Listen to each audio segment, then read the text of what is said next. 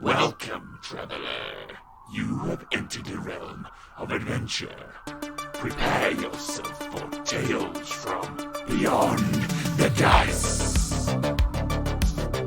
Welcome back. We play role-playing games like Dungeons & Dragons 5th edition and more. I'm Luke, your dungeon master, and your players are...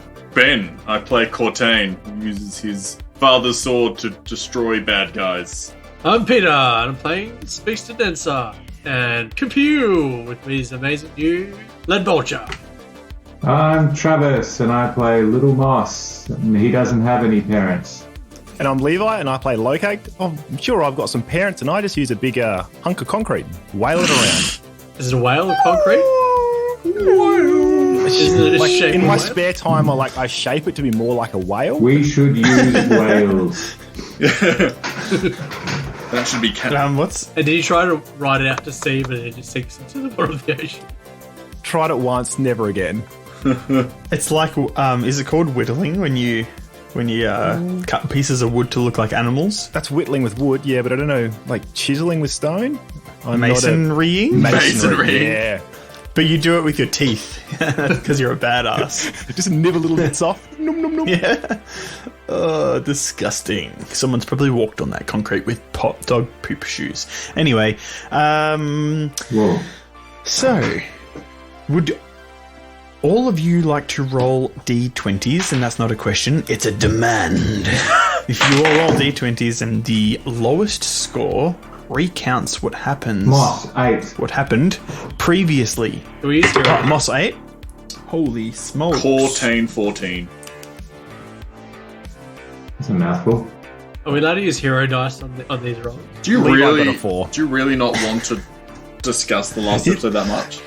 He's done it like 3 times in a row. I know, So I just want to give the audience a break. No, but you can lie. But just do know, if you do lie, the Grim Reaper will be watching over your character closely. But that is me. Anyway, I got a 2. No one wants to hear you recall. Give it to Levi. All right, I'll take it. Okay, so previously on Beyond the Dice, the guys opened the door. They'd had some stuff outside, but they opened a door and looked inside. And inside was these Jung-Tung thugs, and they were doing cleaning. They were like washing down clothes and doing stuff. I don't know. If you got clean clothes, you're obviously a dodgy person because either you're just trying to prove yourself to be better than me or you've got something to hide. So when they started firing at us, we decided to have a little bit of fun. It was like a Yuletide theme. There was some Christmas, the drums were banging. There was some chick that was all caring about personal space. Lots of them died. None of us did. And then like Spigs was doing something in the back room. I don't know. There was a snake. He was exposing himself to just peasants. Whoa. True, that happened. And they all just fell down when Spigs was around. That's as far as my memory went on his side. I'm pretty sure on the Spig side, he just killed a 16-year-old girl and a 60-year-old man. What a hero. Yeah, but if you average it out, it's like he killed 2, 35-year-olds? So, mate, it's all right. Of indeterminate Oh, I gender. forgot to say innocent. Basically,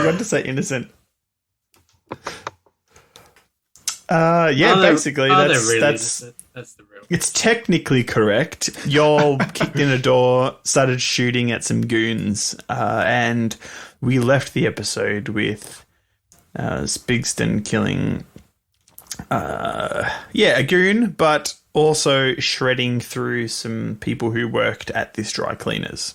And that is where we will pick up, back at the dry cleaners, Calico Express in Darkhaven, in Azuma Kabutai, and this part of the city, or this part of the district, is controlled and basically owned by the Yuntangs, a criminal syndicate that are all,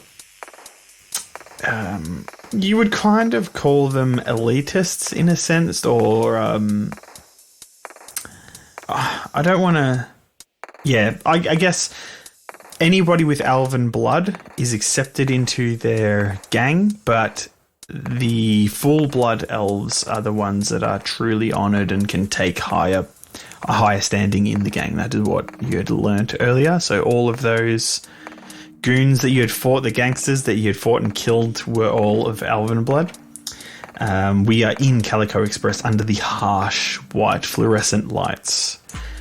And we will go to the top of the round, which is going to be the silver-haired Yuntang. She has augmented arms that had transformed from humanoid arms to snake-like appendages.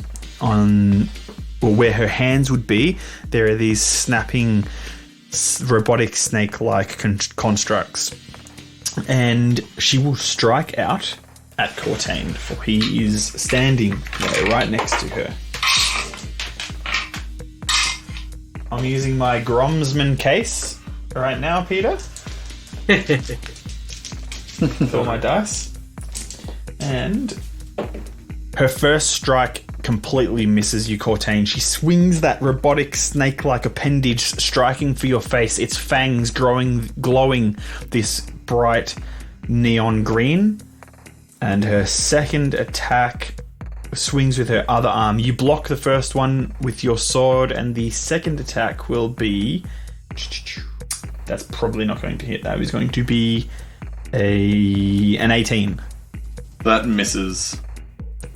Once again, you lift your hilt up with the flat of your palm. You push your blade as she strikes, and you block the second attack. We then go to Gold Skull, this Yuntang gangster. Half of his face and the bottom part of his jaw has been replaced with these cybernetic implants which have this gold plating, and one of his eyes are glowing red. He's bleached blonde hair, he's cut short to a buzz cut, and he has the the elven dragon carvings along the gold skull, and then a tattoo down his side of his neck of the Death Adder tattoo and carvings. He points both of his pistols towards Lokag again, peeks around the sort of all the garments that are hanging up on that racking that they have at the dry cleaners, and he will begin to fire he'll begin to fire shots. Lokag, with your struggling and swinging your huge maul-like whale hammer cement weapon thing, the gunfire completely misses you, slamming and penetrating through, but absorbed mostly into the garments that are on the racking. He gets a critical fail. And can he multi-attack? Let us see. Yep, he can do a second attack. A 2. He just keeps firing, trying to sort of hide from your swings. Even though he's about 10 feet away, he's hiding behind these garments. He pokes out and just fires wildly. Next is Little Moss. Little Moss, you have just caved in the jaw of a goon who was pretty muscled, had this black, dark steel cybernetic jaw and some implants. I think it was an uppercut. You landed in his face with your ram ring. That spectral ram came out of the magic ring that you had taken from some old friends at an antique store. That's true. Back in some of the early episodes. They deserved it. That spectral ram crushed the cybernetic implant of his jaw, shattering it apart as you see bits of the metal slamming into the upper part of his skull, him falling to the ground for the crunch. It is your turn. There is gunfire and the sound of swinging weapons in the room. Okay, so I'm going to try and climb up on top of the dryer and then leap as far as I can with my boots of striding and springing onto Gold Skull. and just try and smoosh him like old school 80s wrestler kind of move, Nice. like with an elbow, you know. Should I try and G up the crowd before I do it, or? You want to get his attention? You can definitely try. Nah, I don't want to do that. You're wearing your black turtleneck. It's not time for drawing attention to yourself. This is covert ops. All right, so what do you want me to roll against? Just roll an attack, and it will be against his AC.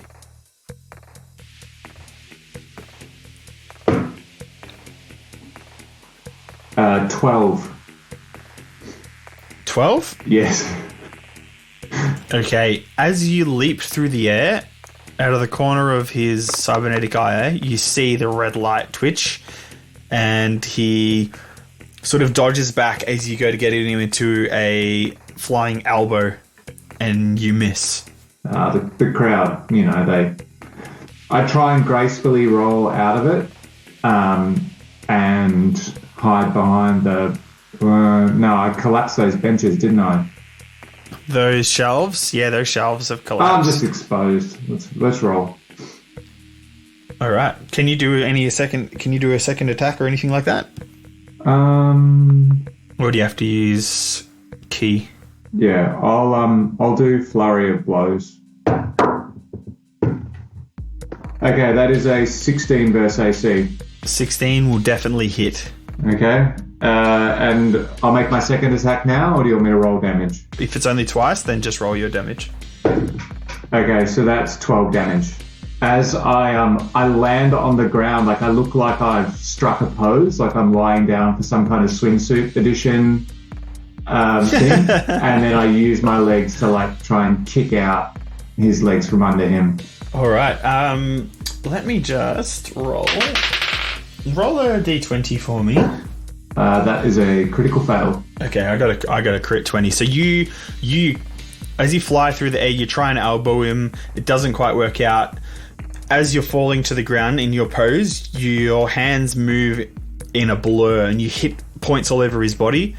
You then land like you're doing some sort of swimsuit, sexy pose. Swing your leg to trip him up, and as you swing your leg, he jumps over it.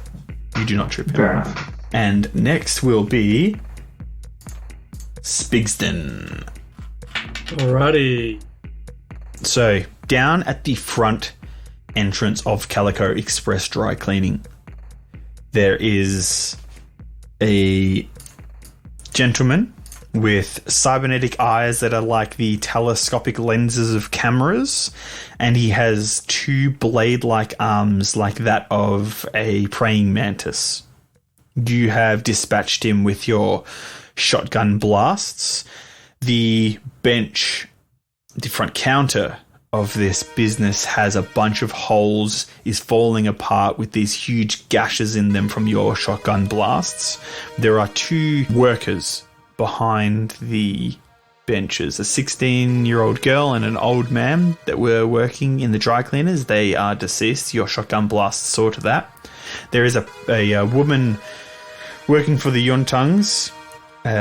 She has pink hair with all of these sort of little glowing bits through them, and a gentleman with tattoos on his face. He's got a submachine gun in the corner. He also has these snake-like fang protrusions coming out of his mouth. Alright. Spigs, after blasting through the counter, will then switch and just target the one with the pink hair. Yep.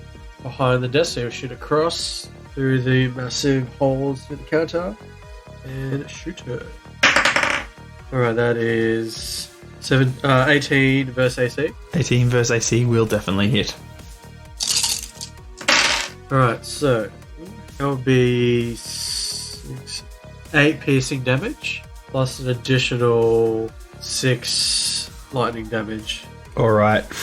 She took a bunch of shots from hits from the shotgun blasts. As you fire, hitting her, the electrical charges in the bullets firing from your new lead belcher slam into her chest. You see all of the lights of her augments just go out, and she falls backwards, slamming into the ground. She is dead. Spigs would quickly. So when he was doing that, it was like a sweep.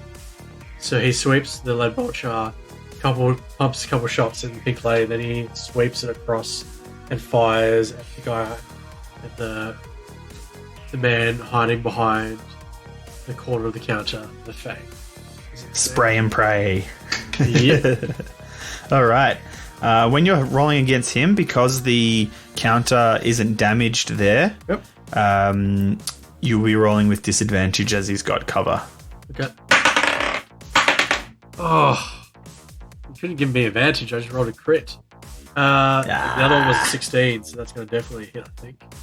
You should have saved that crit for something else. I didn't know. We could have Yeah, warned you me. do hit him, by the way. Alright, so 10 piercing and 6 lightning damage. I can't remember where I was Nice. at the reload, but let's say that he reloaded in between the last round, so I've got 2 shots left. Cool. Nice. Yeah, you would have... Oh, you did use the big cone attack, which would have used up, I think, all of your last 2 shots. Let's just say you reloaded the end of that, okay? Yeah, every time you use a scatter shot, it's a full reload, so yeah. Happy to reload before that. Cool. Did you want to move anywhere, or are you going to stay where you are? Spigs will move, I don't know what sort of, let's move over like here, get some cover. Yep. Cool. All right. Next will be... It, like behind, it crouches behind the front of the counter to get some cover across from the other guy on the other side. All right. Lokag, it is your turn. All right, so I'm standing beside the corpse of Mr. Venom Glow, and I'm Yep. standing next to Mr. Snake Face Tattoo, so I'm going to swing at him with my Warhammer. He's reeling back in horror. At the last episode, you destroyed his friend. You also hit Snakeface, but he's reeling back in horror, seeing just the gore that is covering your hammer and you lifting it up towards him. I'm actually going to do a reckless attack, so I'm going to get advantage on it, but they get advantage when they're attacking me, All right. which is good. Because I rolled a 2 and a 13, which gets me up to Thus is 21 to hit. 21 to hit, definitely hits. D8. And then I do 11 damage. As you bring your hammer down, you just sweep him sideways. There's a massive crunch sound. He flies into all the garments hanging up in their plastic bags, and there is just a big spray of blood all over those plastic bags, and he slides down to the ground. He does not make a sound. He is dead. I'm going to ignore the flying corpse, and then using a minor action, I'm going to take my shield off the back and start using that, and then move closer to the gold skull. All right, you equip your shield, which is in the shape of a car door, correct? It is a car door. Yes. It is a car. Nice. What car is it from? It's from an armored vehicle, so it protects me and stuff. Ah, nice. Like a Humvee or something. Yep. Cool. Let's say it started off, that sort of beige sand color, but with so many bullet shots and blood splatters, it's kind of dark. Yep. All right. And is that the end of your turn, sir? Yeah, that's it. All right. You're moving towards Gold Skull. He quickly looks towards you and then looks back to Little Moss on the ground. And yeah, he looks a little panicked. Next, we have Cortaine. Nice. So, Cortaine dispatched the red jacket bandit last session. Yep. So now he's just next to the Medusa, the Gorgon, as he's going to call her. The snake arm lady. Yep. And so Cortaine will attack with his bastard sword. which is glowing red hot with the energy of that power cell you took from Mecha Bugbear. Certainly is. So it's glowing like an orange, especially at the very end of it. So I will roll to hit. For the Emperor. That is a 24 versus AC. That will hit. Wonderful. That is 10 fire damage and 6 slashing damage. So you're swinging your sword, and she basically, as it comes to swing down, she goes to dodge, and you just cut a big gash through her cybernetic arm, glowing that hot red. All of this sort of the metal in the arm is sort of melted and fusing together, and you keep trading blows with her, but she is still up. Okay, I will use my second attack against her. Nice. That is only a 16 to hit. Will that hit? That will hit. Wonderful. Okay, 5 fire damage and 12 slashing damage. Striking her in places around her body as she's spinning and trying to sort of almost bite you with these cybernetic snake-like arms. You keep dodging her, and as she's dodging, you're counter-striking and making small cuts, but because of the intensity of the heat and the amount of cuts you're doing, she looks quite worn down, but she is still sort of agilely, she's moving with grace. You can see that the wounds around her body have been sort of burnt shut with your strikes, but once again, she's still up and still going.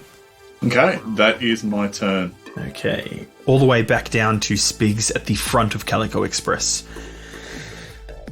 The gang member, which we have called Fangs, with his 2 silver snake-like fangs, as he hisses, jumping up onto the counter and down again as he's firing his submachine gun at Spigs. Do your worst. I've been rolling really low, so I probably will. And the first attack is going to be a 9. So as he jumps up, he just starts firing wildly, misses completely. You see all the tiles behind you on the wall and on the ground just crack and split as bullets slam into them, sending dust and shards of ceramic around the place. The second hit the second attack will be a 19 versus AC. Oh, beats it. All right, so that will be... That is 11 ballistic damage to you, sir. Sorry, not 11. 12 ballistic damage to you as he sprays his submachine gun, his Uzi-like submachine gun at you. And you see with his other hand, he pulls free a katana. A scimitar from his back. It's glowing green, letting out this hissing sound, like the sizzling of poison and energy. A snake. That is the end of his turn. We go straight back to the top of the round to Silverhair. She will...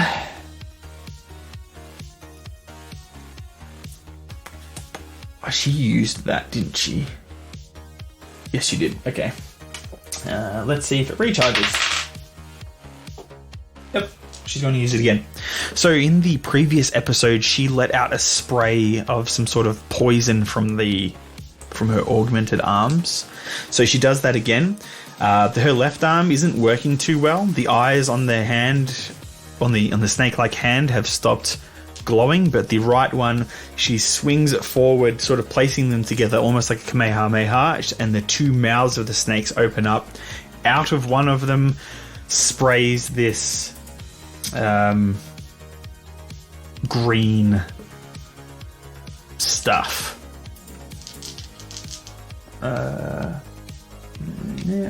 I don't need to roll anything. Sir, can you please make a dexterity saving throw? I can indeed. That is 19. 19, and let's see her spell. That is a pass. So once again, she sprays this green acid and it sprays out of the mouth. You sort of dodge out of the way. It hits that back roller door that they would bring maybe trucks or something in to load equipment in and out of there, and it sprays onto that metal. There's a slight sizzle, but it doesn't melt the metal. You fool. After that, that's all she does, actually. Gold Skull. He will drop his pistols on the ground, pull free 2 scimitars, because that's also these guys' deal. The Death Adder tattoos and poison scimitars. So they pull the scimitars. He pulls the scimitars free from his sides. Shing! There's that sort of sizzling green neon glow, and he will strike at Little Moss. Which Little Moss, if you're laying down prone, he gets advantage. I'm going to be a dick. I've got the Sentinel feat, which lets me... You do. If he doesn't attack me, I'm like, oh, cheap shot. So I'm going to use my reaction to attack him. Okay, do so. As he's going to strike down at Little Moss, you lift your hammer high. 20 versus AC. That'll hit. And I'll do 12 damage. Smooshed. Cheap shots. Boom, you smash him in the back. It doesn't halt his attack, does it? It just... No, you get a strike damage. in. Yeah. Not unless it kills him. Which it doesn't. You slam him in the back. He looks over his shoulder as he stabs down at Little Moss, and at the same time he moves his other hand, swinging the scimitar at you after his first attack.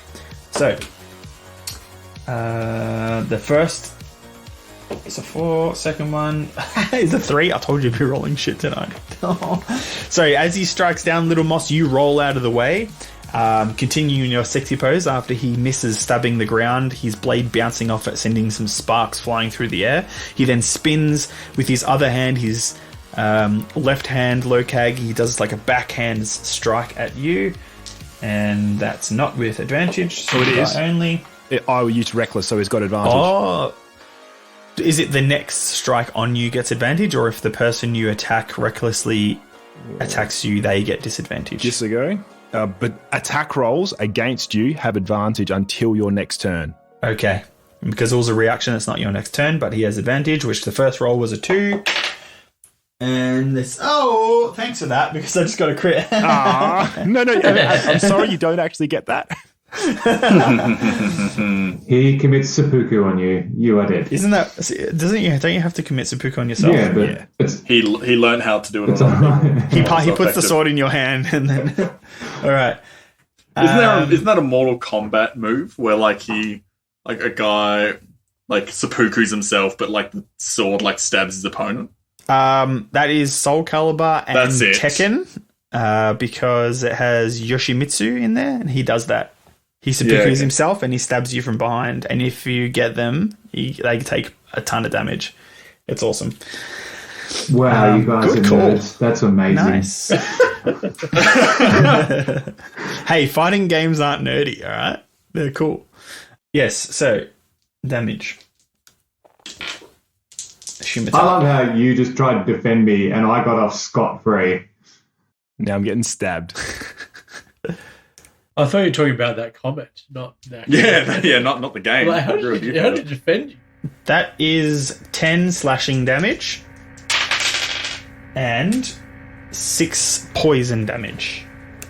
That is all. That's all he shall do. As he attacks me, I use my racial ability Stone's Endurance. So 3 of that damage is going to be ignored because it looks like it just chips off chunks of rock from my flesh. So what did he do? He did 16 damage? Yeah, some was... 10 was slashing, and 6 was poison. Yeah, so I halve it, then -3. Cool. All right. Next is Spigs. No, Little Moss. Little Moss is next, sorry. Oh, yeah. Enraged by what I see that he did to my friend Lokag, I try and trip him again. All right. Is this just a check? Do you just want to make a strength or dexterity check to drop him prone, or do you want to attack and do I want damage? to attack him by kicking him in the shins. All right. Do it. I'm going to use my extra attack, so that's 2 attacks. Ooh, 21 versus AC. That hits. And 17 versus AC. That hits. Okay, so the first attack... Oh no, I'll just do them combined, hey. 22 damage. All right. He is not looking very good. What about, how much does the other attack No, do? that was combined. Oh, really? All right. Would you like highs or lows? Highs.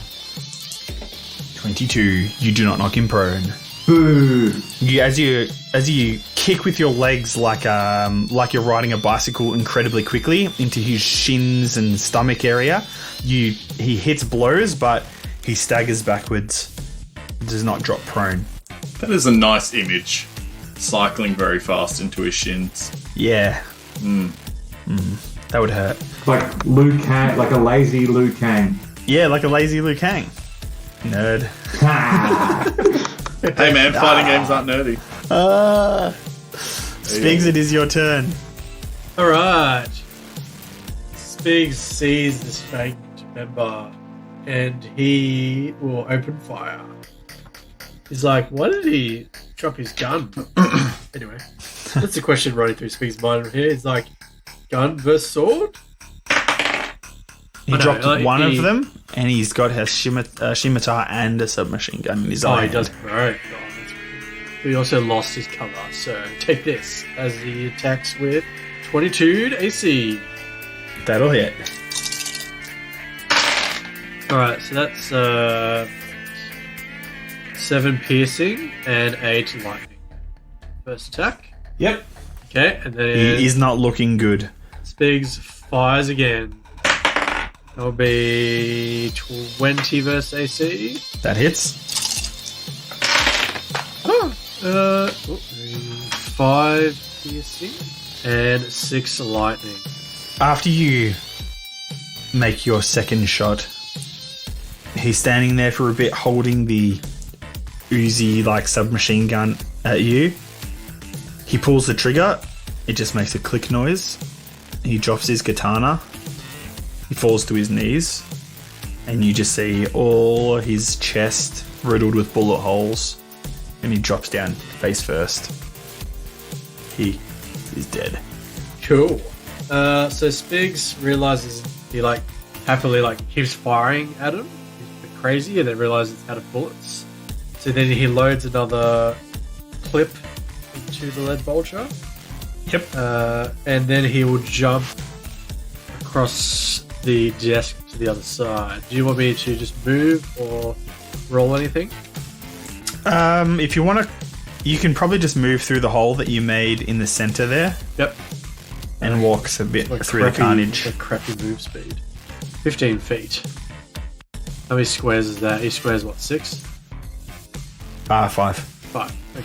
1, 2. So you move into the center of the wreckage of the desk. You're standing amongst like a blasted apart printer, some tubs of clothing, plastic paper, like reams of paper that they would use in the printer, and some gore from the people that you killed here. Yeah, the Spigs see their faces as he's coming through. I don't think you saw them much. You knew what they looked like. One was a teenager and one was an old man. Roll perception for me. I just want to see how Spigs reacts to seeing 2 dead corpses. Pretty poor actually. 9. Okay. So you look all over the place at this messy little scene. All of these office type objects around the place. But amongst them standing out these bodies of these 2 people both wearing Calico Express clothing. One is what you would consider to be a child, not much older than your son, and the other one, an old elven man that's probably around, similar age to Jarl, your father-in-law. You can't see their faces because they're lying amongst some rubble, but mostly it's the blood that's covering them. I will let you decide how Spigs feels about that.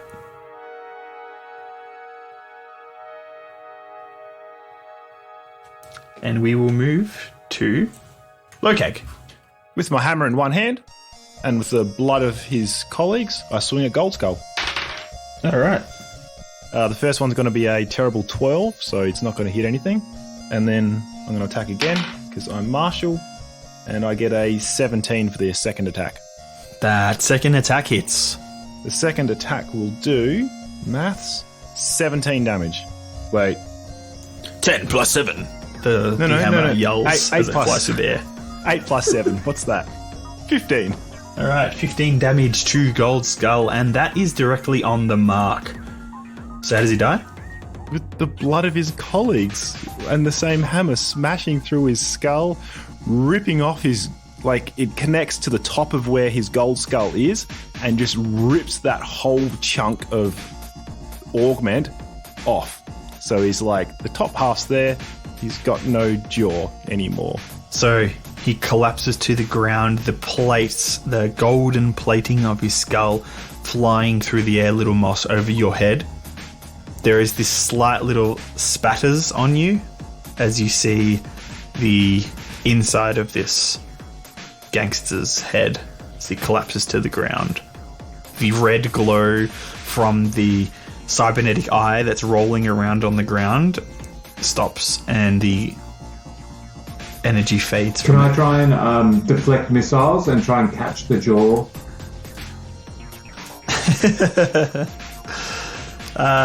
Roll a d20 for me. I rolled a 9. You go to catch the jaw, you catch something, and you open your hand and look at it, and it is a piece of a tongue. And then I use it as part of a pantomime, when you get your thumb and you put it, loop it under your index finger, and you're like, "Hey guys, I'm not doing Oh, gross, but funny. All right, Lokag, are you doing anything else? I'll move closer to Silverhair, actually. All right, you look around the room, you still see Cortaine dueling with Silverhair, and you stalk towards them. Righty. So, next will be Cortaine. Nice. So, seeing my ally move to flank Silverhair, I attack with renewed vigor. So I will do 2 more sword attacks. All right. That's unfortunate. There was only a 13 for the first shot. 13. That hits. Oh, nice. Nice of versing unarmored people. Yeah, they probably weren't expecting a combat team to come in here. 5 fire damage and 14 slashing damage. All right.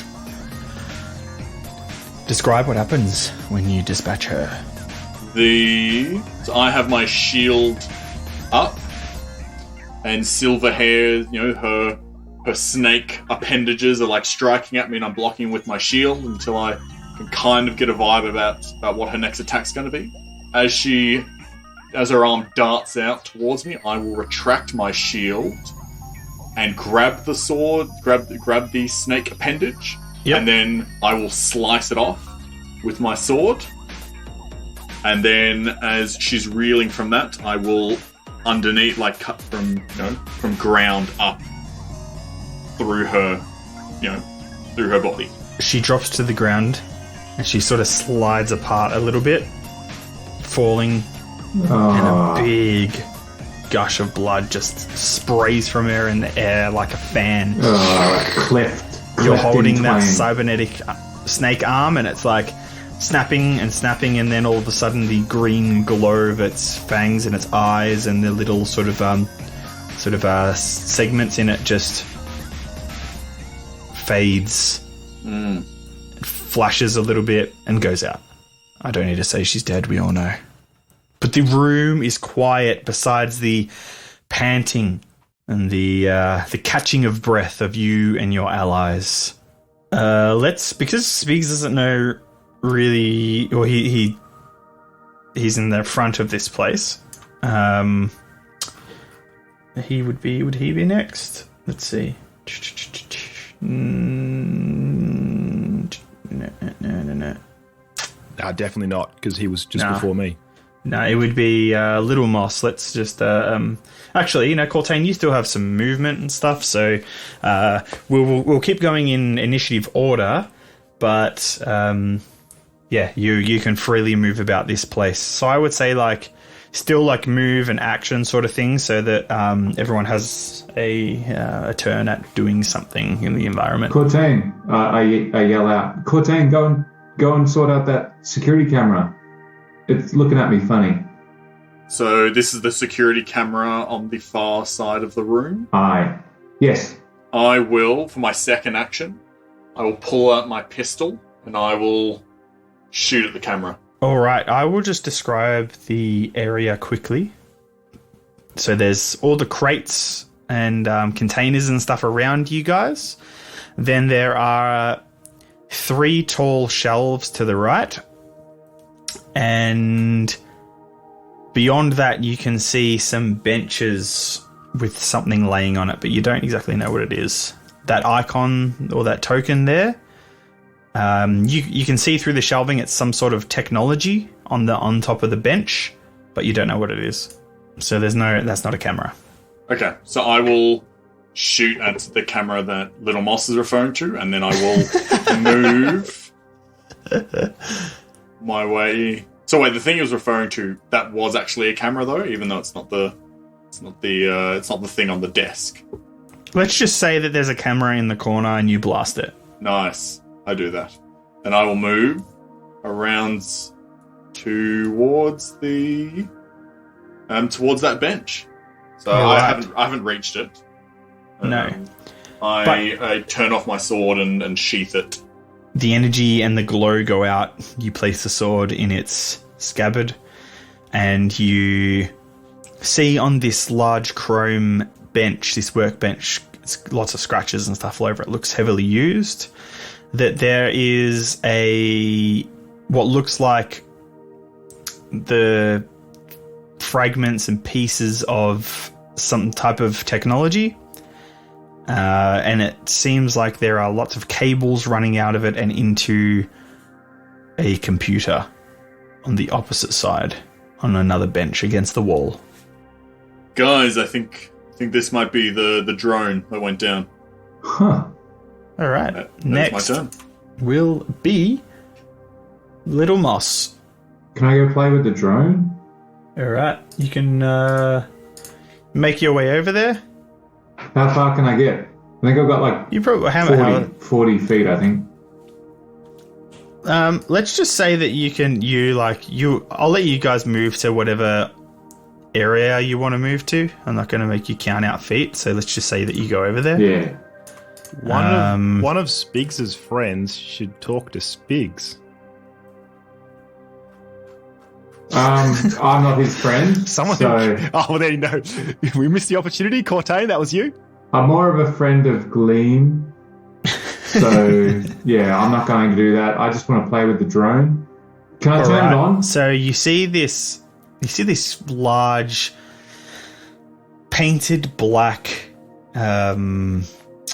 thing. It's in a bunch of pieces. There are these 2 fan-like pads that are sort of sitting off to the side. It looks like you guys have seen drones before. It looks like a drone.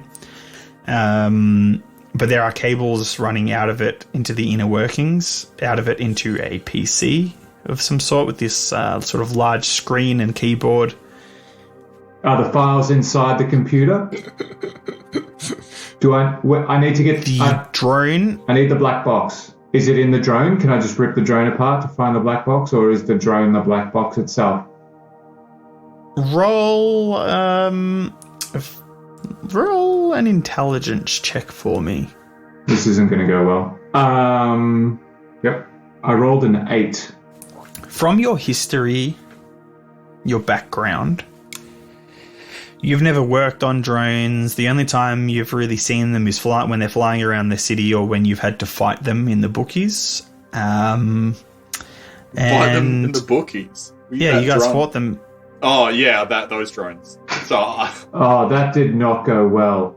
Little Moss just, an evening, just gets into a fight with a drone that's delivered his souvlaki to him. Yeah, they took our jobs. And then I punch one.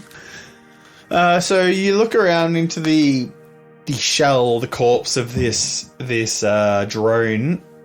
And there are some little lights and stuff blinking in there, but it looks like it could have just been in a bin at Spigs' workshop. It just looks like a bunch of parts and pieces to you. You don't know really what you're looking at.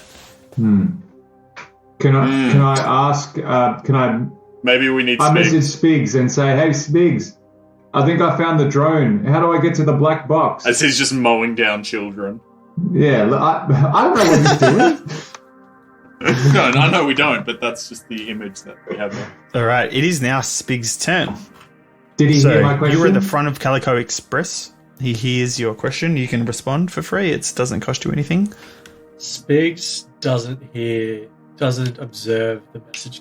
He is in a bit of a haze.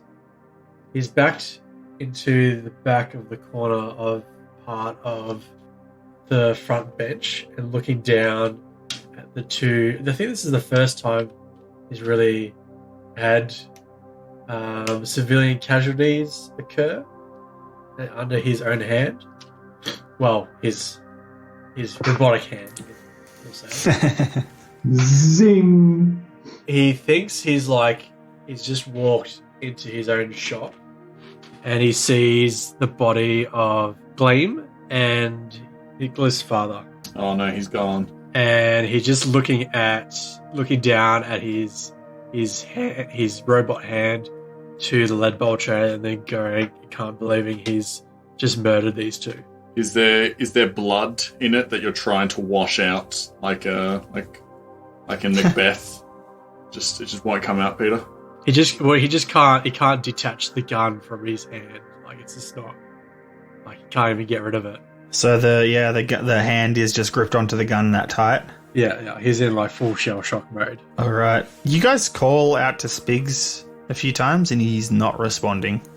Lokag's turn. Do we have, because we're all on, got comms and stuff. Do we have some kind of system? Do we know that he's alive? Like, I would just say like you're basically in like a Discord. Sometimes if you have a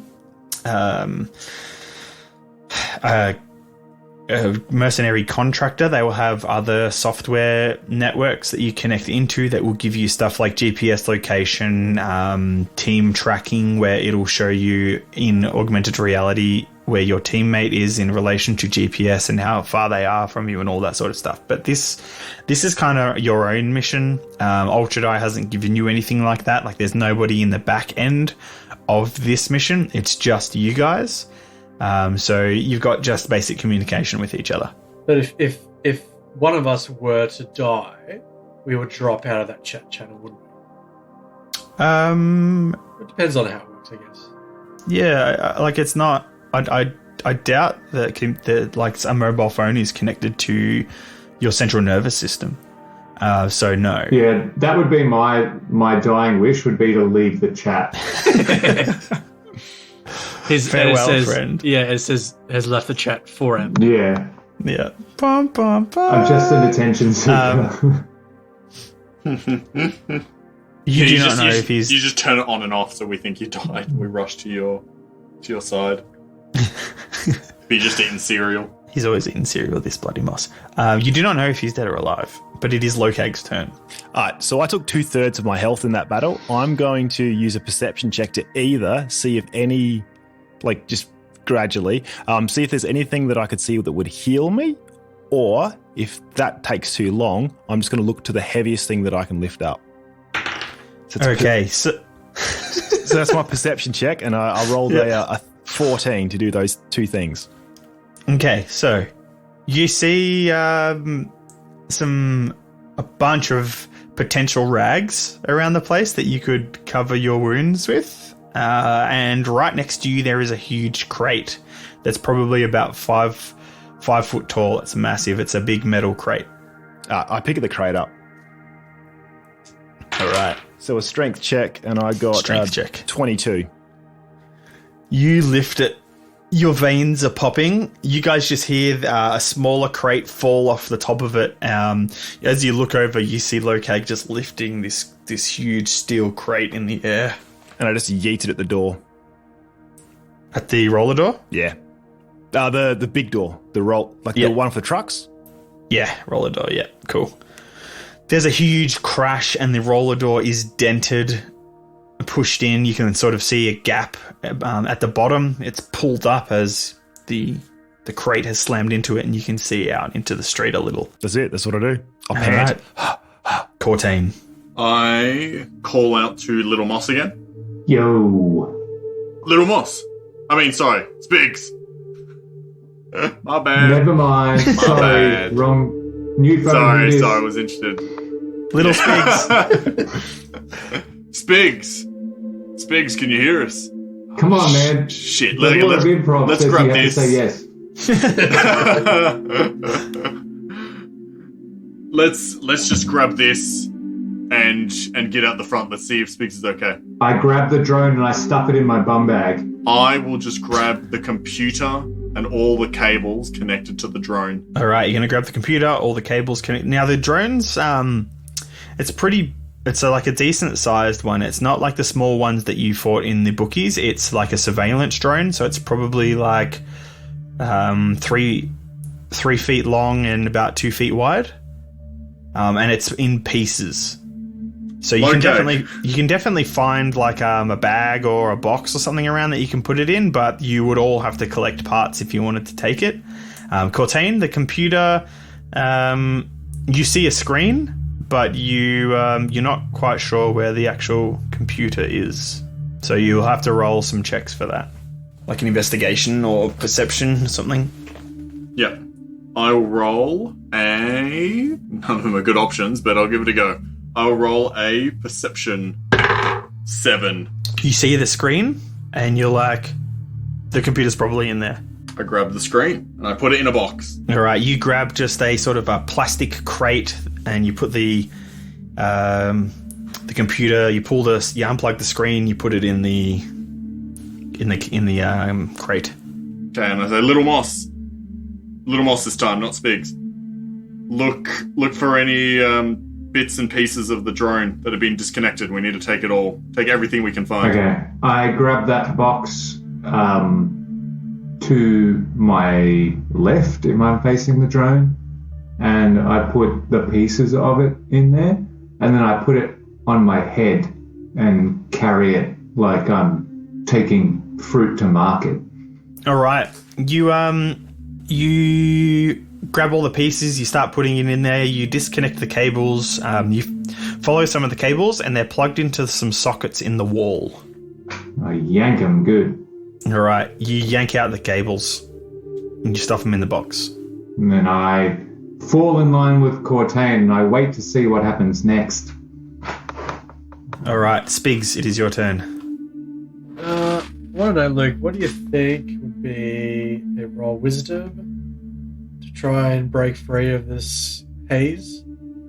Yeah, I would say a wisdom saving throw. Okay, let's do that. Oh, that's pretty good actually. Let's say 17. 17. Yeah. So you're in the corner there, and you then hear over the comms, before it was just like white noise in your ears. And then you hear slowly fading in the calls of Cortaine being like, Spigs, calling out to you. Yeah, I'm here. What's up? We found the drone. Come round the back and help us understand it before we take it. Okay. Spigs, tries to stand up. Luckily, he's actually got robotic legs because I think that would be super jelly right now. Yep. He's kind of still a bit of in a haze, and he's walking to the back. He's thinking of his family. He reimagines that scene at the front and imagines him not firing and taking out all the bad guys, all the ones that are trying to harm him, and him actually going down to save those people. Yep. And he then imagines his whole family at a funeral, him being dead, and then them trying to live without him in the shop. And it's just his mind is running through it. So he's just walking. He's checking as he goes. He's still a bit observer, but not at the same time. All right. So as you move through down the hallway, you see these down that large hallway in the center of the building. You see these big glass windows that show you a kitchen and a storeroom area, the table. There's some cards and stuff on it. You sort of walk past, checking with your weapon, looking around the place, sort of absent-mindedly pointing your gun in shadowy corners and around the edges of the walls and stuff.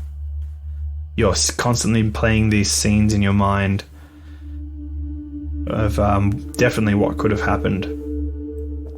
And you search through the building, making your way until you finally see the figures of your friends, and you walk down towards them.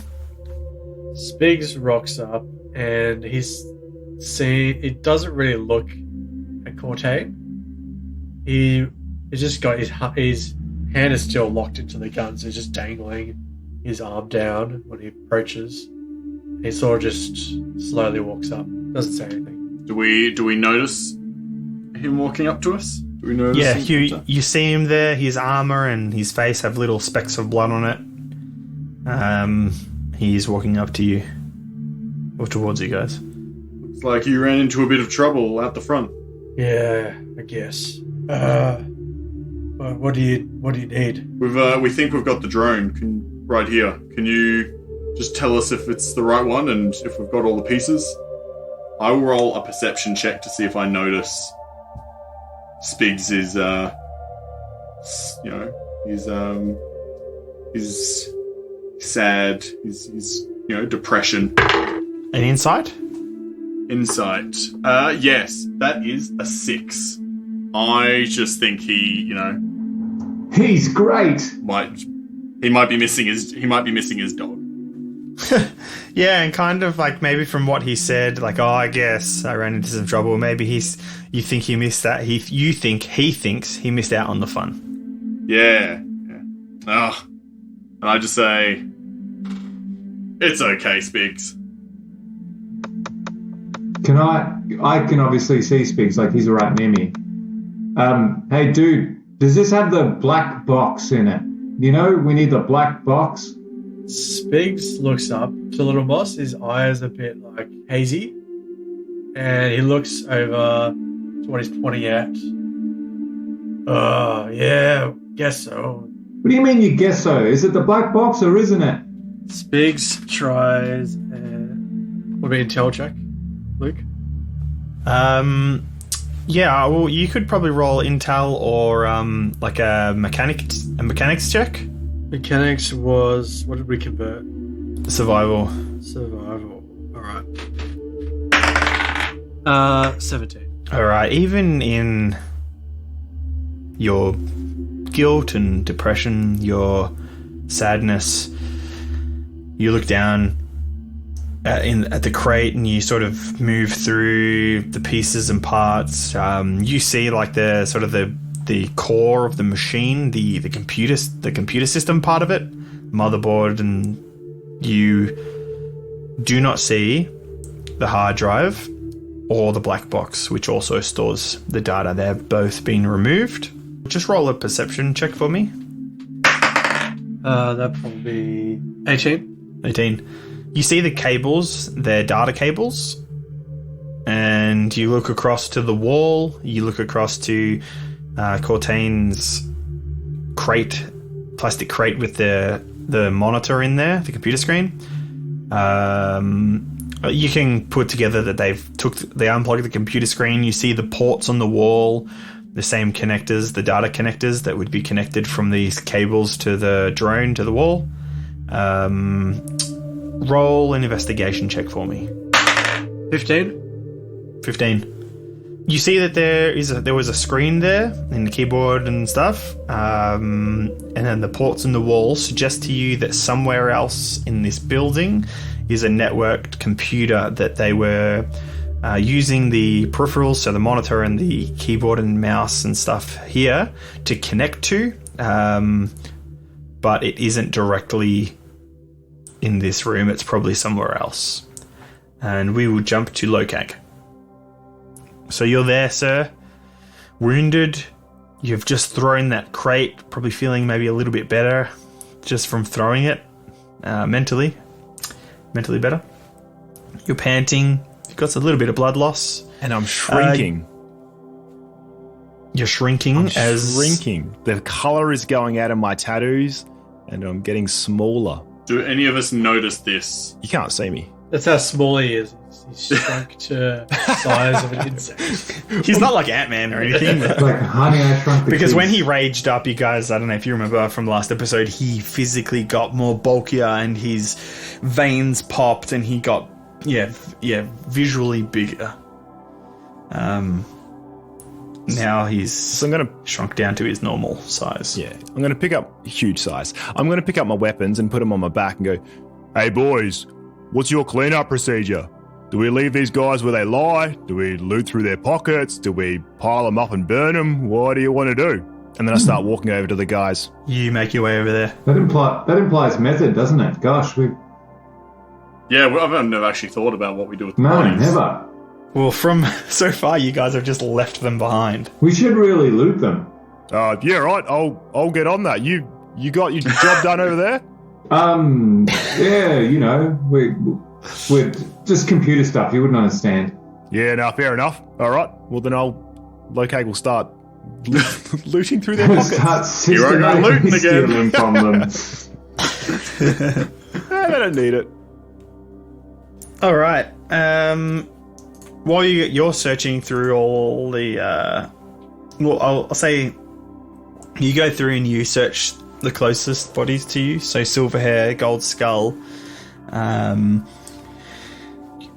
They both have scimitars with poison cell modifications. So little cells inside power cells inside the weapons, which give them extra poison attack. So I'll be nicking the cells. You can take those. Yeah. So Gold Skull has 2 of them. Silver Hair has 1. Out of the 2, you find probably about 360 worth of credits total on the 2. They've got Gold Skull has. Well, he dropped 2 pistols, so he's got those pistols. They both have communicators on them. Silverhair Glow had a submachine gun. She dropped somewhere else. You don't find a lot more on them. Nothing really worth, noteworthy. Nothing that would be untraceable and worthwhile nicking. Yeah, they're not wearing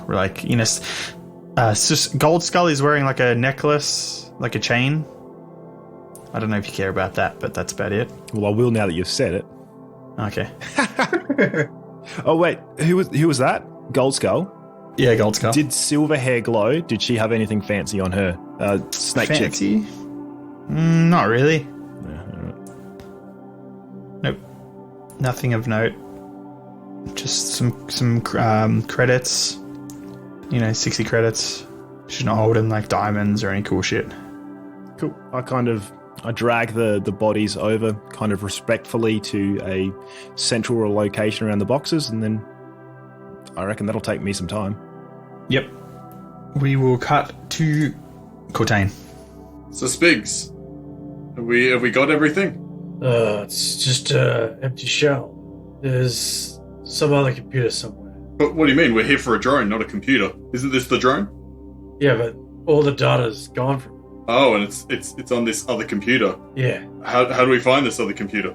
Should be somewhere in the building. I don't know. This is a big building, and sure, there's probably going to be more goons arriving sometime. As I overhear this, can we investigate for, like, I just pulled the thing out of the wall. Like, can we inspect the wall or? There are just some ports on the wall. It's basically connectors that you would plug those cables into to transfer data. Okay. You can definitely try and inspect it, but you might not be able to tell which, like where it runs to. Have you got any cables you can put in those ports, Spigs, and figure out where, and do some mechanical wizardry? Technomancy. Wrong character.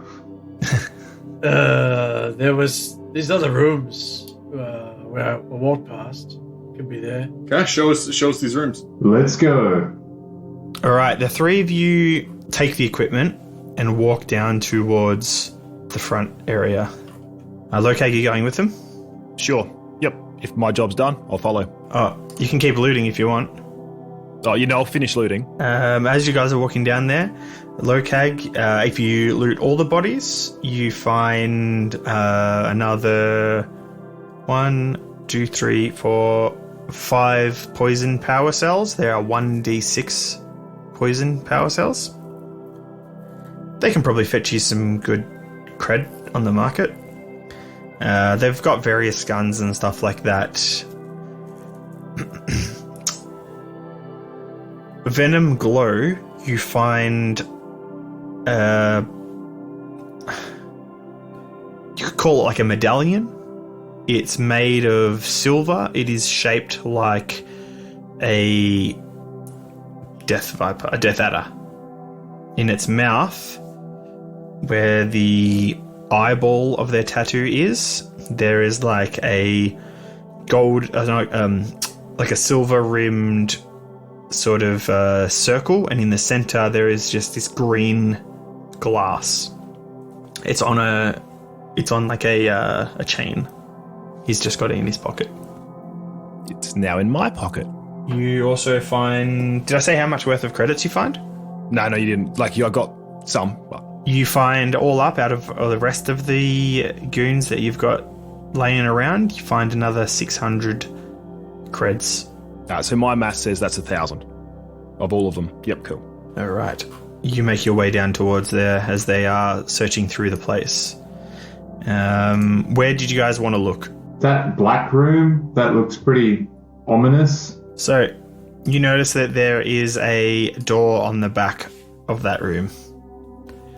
It has a glass panel on it, but it is frosted. You cannot see in. Perhaps I should call in my hacker, see if he can help us. Proto. Hey, Proto, I call him up. Hey, boss. What's going on? You need something? Need some stuff done? Yeah, there's a door here in Calico Express. It's and I described the door to him. I described like the is there like a security panel on it or anything? There is like a little black square with a red light next to it. Usually indicates a pass. Very similar to the one at the back of the Calico Express. You need like some sort of card or token pass that you need to open it. Hey, Lokag, you didn't happen to find a card or a pass on anyone, did you? No, I got a medallion. It's kind of fancy, but no cards. Proto, anything you could do? Yeah, okay, give me a sec. Oi, Spigs, well, he's got a sec. Did you find any guys up the front that I should check through their pockets? Front? No, there's nothing you need to see at the front. You sure? I might just check out anyway. They could, No, you don't need to. Yeah, no, that kind of makes me feel like I should.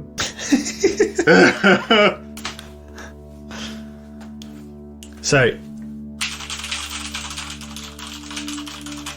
okay, boss, check the door. Just check the door really quick. I check the door. You see the little panel, the red light, click, goes green. Should be fine. Look, there is a laser system in there. I can ping it, but I cannot turn it off. So, what I would suggest is, it's most likely going to be invisible. It's probably near the doors or near sensitive information. That's all I can tell. And what do you think? Is this a laser security, like, alert system? Yeah, most likely. I don't think it's going to be some sort of death laser or anything. But, you know, like I said, I can ping it. I cannot see what it is or where it is. Okay. I relay the information to the other guys. Or is Proto in the call? He's in the call, yeah. Okay, cool. What do you want to do, guys? Do we get, like, laundry powder and chuck it through to see where the laser is? Is that a thing? I feel like that's not a thing. That sounds cool. That could work. That sounds brilliant. Let's do that. Alright, so you open the door because it opens towards you. Grab some laundry powder. You throw it into the room. Who would like to choose, low or high? Lokag, I think you should. Hi. High? 27. I choose low. Your name is Lokag. Why? I know. It makes me write shit all night. The laundry powder flies through the air in a puff, but it's still quite solid because they're sort of heavy, crystalline, sort of powdery stuff. Sets off the alarm. It's not like a fine mist. It sort of just drops to the ground in this sort of the sort of 10 feet around the door. You cannot see any lasers. What can we see inside, though? Can we see anything at all? Like, you can. We see what looks like a network computer? I probably should change colours. On the sort of right wall of the room, there is quite a large desk with a few computers on it. Then in the centre of the room, there is like a divider, like you would see in offices. And that's probably all you can see through. Possibly another desk over here somewhere. You can probably, you'd probably be able to see the corner of a desk. There are 3 computers here with chairs. Should, I think Spigs and Little Moss. Spigs, you'll know what we're looking for, and Little Moss, you're stealthy enough to maybe be able to get it without getting seen by the lasers. That's true. But the invisible? With the lasers? Yeah. Yeah, but Little Moss, he's got some fine, some sleight of hand. I could try and pass without a trace, Luke. Oh yeah, that gives you bonus to stealth, and that makes you silent, correct? Yeah, silence radiates from me, masking me from detection. So any audio, like microphones or whatever, would not pick you up, but lasers are, they use plus light. 10 bonus so I to don't know if it would dexterity. really. Okay. So yeah, if you want to use that and then make a check to get in there, you can definitely roll a stealth. Okay. 30 stealth. 30 stealth. So emanating from Little Moss, it just seems to get darker around him. In the room, he walks in and he sort of looks around. He leaps onto the top of the divider, and there's probably like only a few feet between the divider and the roof, so he's crouched on there kind of like Spider-Man would be. And then Little Moss, you leap down onto what is a large desk here. Do I see any black boxes? You see another screen and a very slimline computer with cables running out of it along the floor and into the wall, into some ports. The computer is turned on. The background says Calico Express, and you see on the top right hand corner there is a little icon that's blinking, that has like a little email symbol. I click it. All right, you click it. And if you guys click on the journal panel, you can read it for yourselves. Otherwise, I will. Journal, it looks like the little newspaper thing. You should see it blipped up. Yeah, it came up? Yeah. Yep. Cool. So it says, Dear Mr. Annexet, a pigeon dropped on some sensitive material. We have captured the pigeon and removed the pigeon's tag. We need a special clean on the material. Some of our delivery drivers will drop the material off to you. Please open the package. You have 1 day to clean the contents for collection. Thank you. Calico Express Dry Cleaning Co.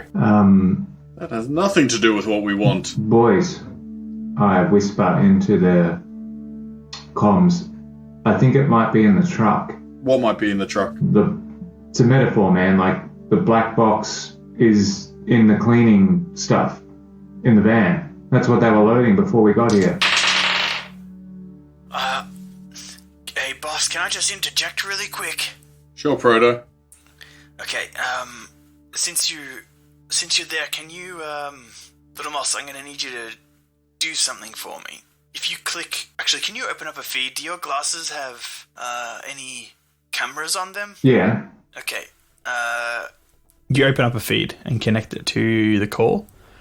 okay, click here, down there, yep, click that. He gives you some instructions to click on some things. You open up a panel which brings up a window of just some black, like a black window with a little green sort of cursor flicking on there. He tells you some things to type in.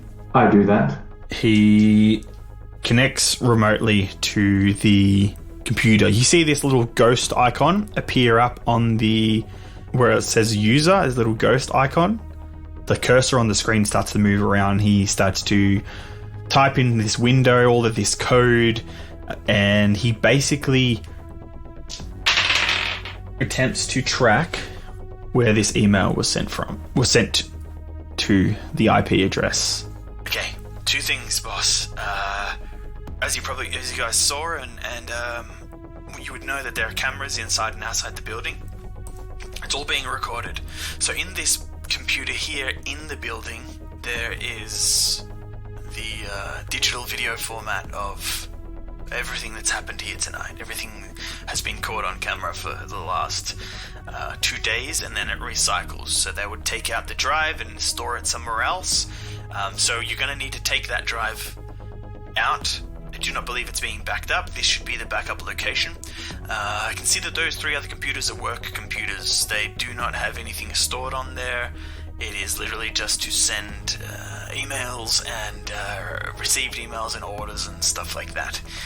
I've also been able to see that the data from the drone, they weren't able to bypass the encryption on there. So they've taken the black box and the hard drive out. From the email, it looks like they've sent it off to this guy, this Annexet. Sounds familiar. I'm going to do some research as well. If I can fully trace this IP address, we might be able to find out where this guy is. He's probably a hacker who specializes in data retrieval. Give me a sec. The email was sent yesterday, so I doubt that the black box will still be here. This Annexet will probably actually have the black box in his possession. So I've been able to grab the IP address of the where the email was received. I can see that much on the system. I don't know if it's going to be 100% correct, because if he's a hacker, he might be hiding his tracks, but you can only try. I'll send the location to all of you. What I would suggest doing, like I said earlier, is grab the PC there, Little Moss. You can obviously give it to Ultra Die, but boss, I would suggest destroying it, wiping the data, because you don't want anybody to have this footage of you guys killing these dudes. And like, to be honest, I don't know if you guys can trust Ultra Die, big megacorps like that. I don't trust them. Yeah, so grab that box. There shouldn't be any other backups in this place. also picked up some chatter from local police departments. There was reports of gunshots, but it's not uncommon for this area, so they have reported that we'll be sending over a cruiser to check out the street, but I think they'll be taking their time.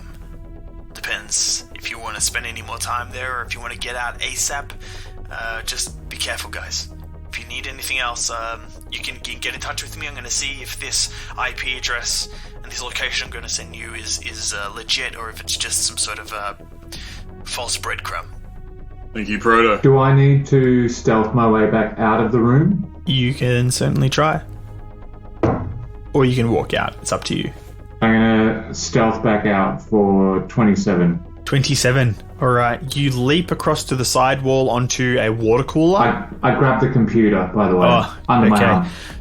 So you pull the computer free from the cables, place it under your arm.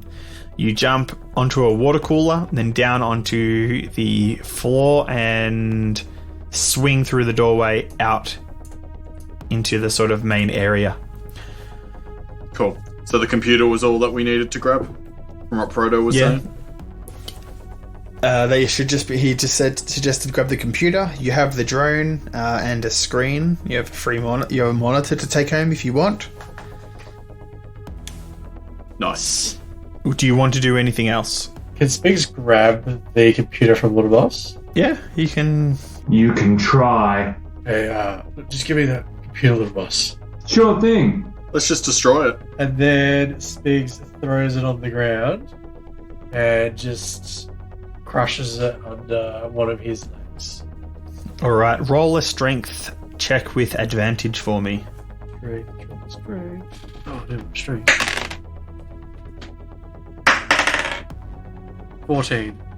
14? Yep. All right. It's got a pretty low AC, and you crush it. Highs or lows? Lows.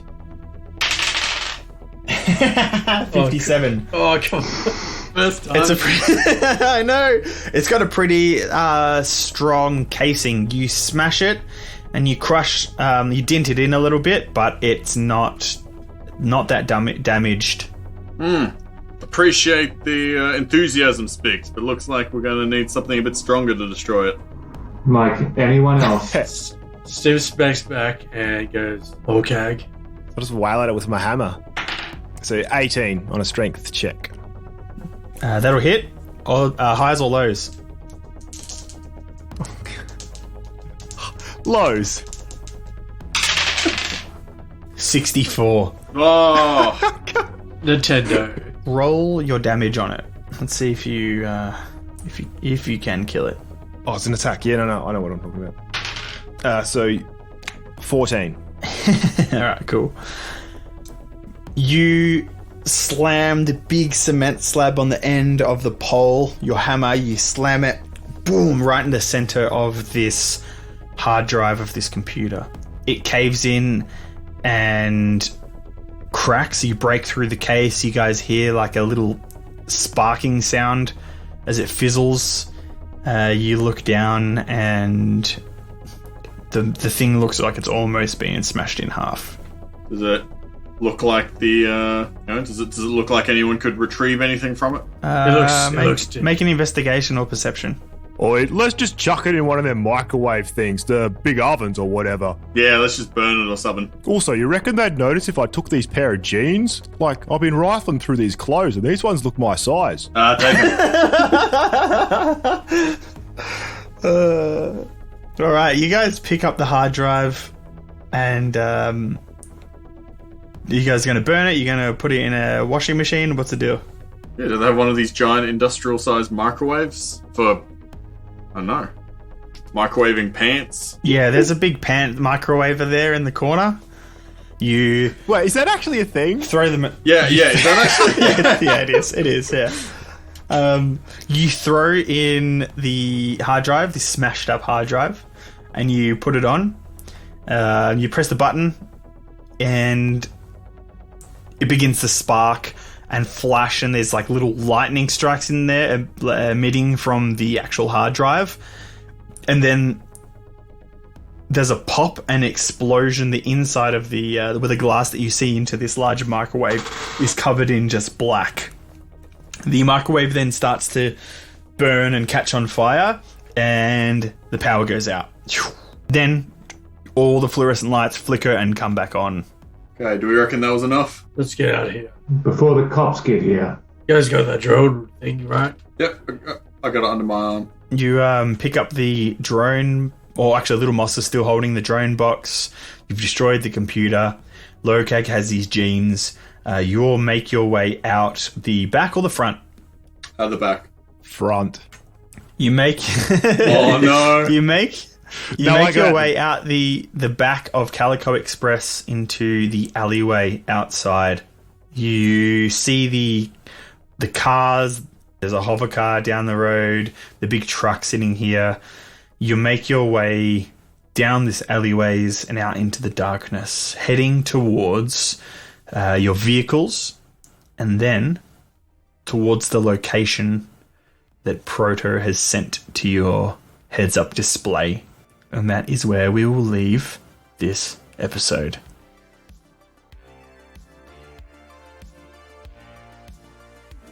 Thank you guys and girls for listening to the show. Thanks for downloading it, and thanks for sharing it with a friend. Thank you so much for melting that rubber into a human shape and then calling it Luke. I really appreciate it. I've got plenty of photos and emails of people pretending to be with their rubber Lukes, and it just touches me right in my heart space. And then... Yep. What else? What else can touch you in your heart space? Our website's got lots of good, interesting what? Sure. Check out our website, www.beyondthedice.com. It's got the links to all our old podcasts. It's got the links to our store and anything else you might want, need, or not even. After that heartfelt episode of Spigs, you need to pick me up. Some light, something to look at that makes you feel warm inside. Check out our Instagram. It's at Beyond the Dice. There's some cool stuff there. Come check it out. Also, when you're scrolling through Facebook, why don't you just type in Beyond the Dice into the search and go check out our page. You'll be able to find the announcements for new episodes that are released and just other cool pics. So go check it out. And if you want to be a walking advertisement for our podcast, you can buy the shirts with Little Moss on it, and I presume other characters at our store. Our store is store.beyondthedice.com. Now, if you can't afford to buy some sweet merch, that's totally fine. Don't stress. But you can support us for free by telling a friend about us or sharing us on social media. Just a couple clicks can help grow our show, which would be absolutely amazing. So if you do that, please feel free to let us know that you've shared us with a friend. Even review us on Apple or iTunes or wherever you listen to this podcast. If you review us, that'd be awesome.